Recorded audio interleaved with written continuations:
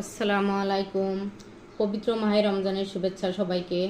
আশা করছি যে যেখানে আছেন ভালো আছেন।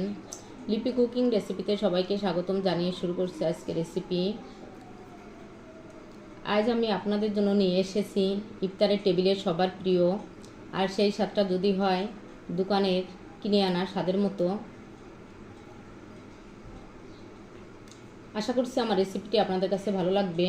তাহলে চলুন দেখে নিই পুরো রেসিপিটি। এখানে আমি বানিয়েছি বেগুনের চপ।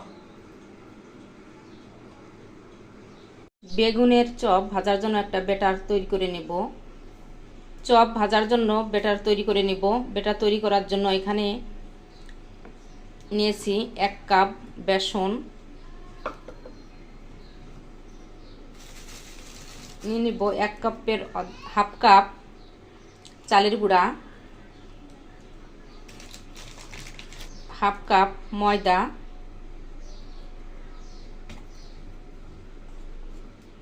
আর সব মিশ্রণগুলো আমি ভালো করে চেলে নিয়েছি আগের থেকে।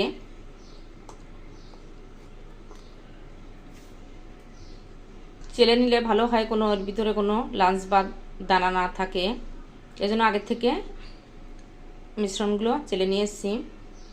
এখন দিয়ে দিব হাফ চামচ হলুদের গুঁড়া, 1 চামচ শুকনো মরিচের গুঁড়া,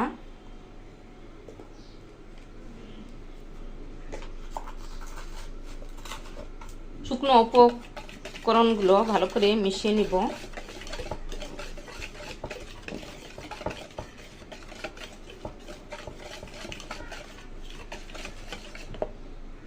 এখন দিয়ে দিব 1 চামচ আদা রসুন পেস্ট, দিয়ে দেবো 1 চামচ লবণ, আর লবণটা দেবো স্বাদ মতো।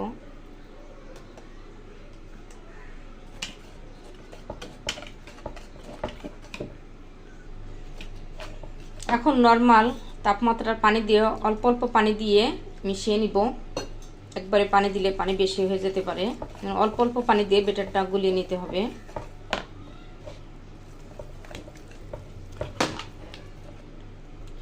অল্প অল্প পানি দিয়ে একটা ঘন ব্যাটার তৈরি করে নিতে হবে। আর ব্যাটারটা বেশি পাতলা হবে না, বেশি ঘন হবে না।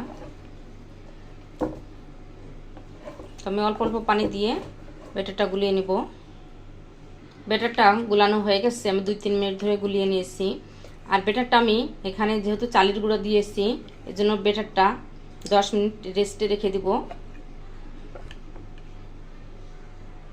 আর চালের গুঁড়া না দিলে সঙ্গে সঙ্গে ভেজে নেওয়া যাবে।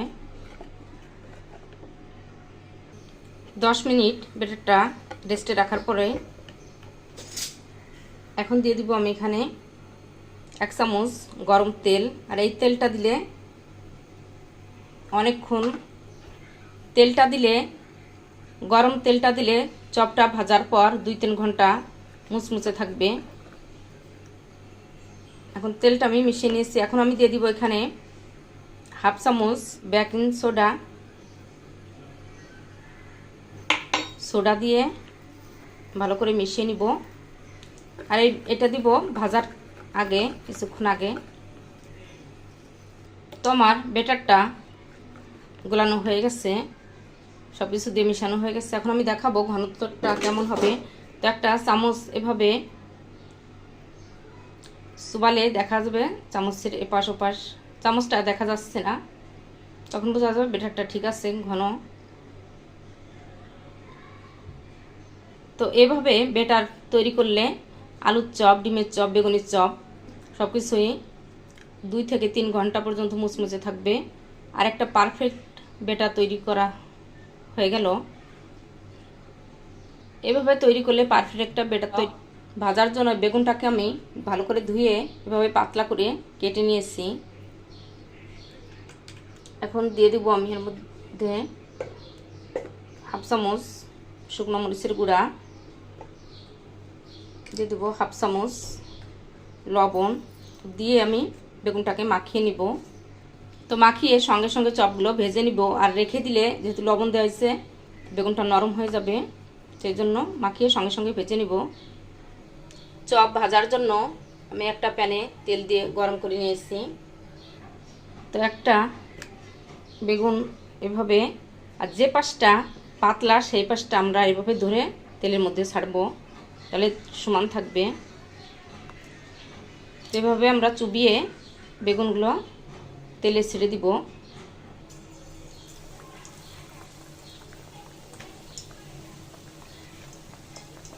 আর যে পাশটা পাতলা সেই পাশটা আমাদের হাতে থাকবে।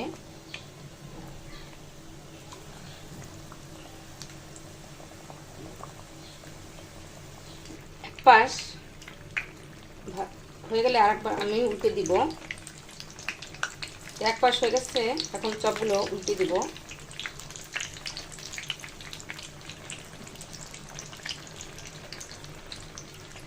তো এই পাশটা এরকম লাল করে চপগুলো মিডিয়াম জালে রেখে ভাজতে হবে। চপগুলো ভাজা হয়ে গেছে, এখন তুলে নিব।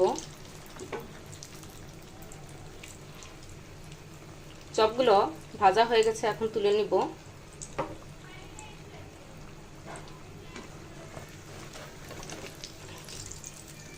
তো হয়ে গেল আমার বেগুনি চপ ভাজা। তৈরি হয়ে গেল আমার মুচমুচে বেগুনের চপ। তো বাসায় আপনারা ট্রাই করবেন, আর কেমন হলো আমাকে কমেন্টস করে জানাবেন।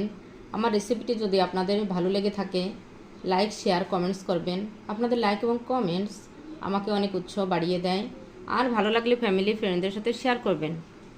আর আমার চ্যানেলটি যদি সাবস্ক্রাইব না করে থাকেন, এখনই করে ফেলুন।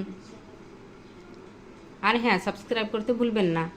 আমার ফেসবুক পেজটি ফলো করে লাইক দিয়ে সাথে থাকবেন। সবাই ভালো থাকবেন। নতুন নতুন রেসিপি নিয়ে আবার আপনাদের সামনে হাজির হয়ে যাব। আমাদের জন্য দোয়া করবেন। আল্লাহ হাফেজ।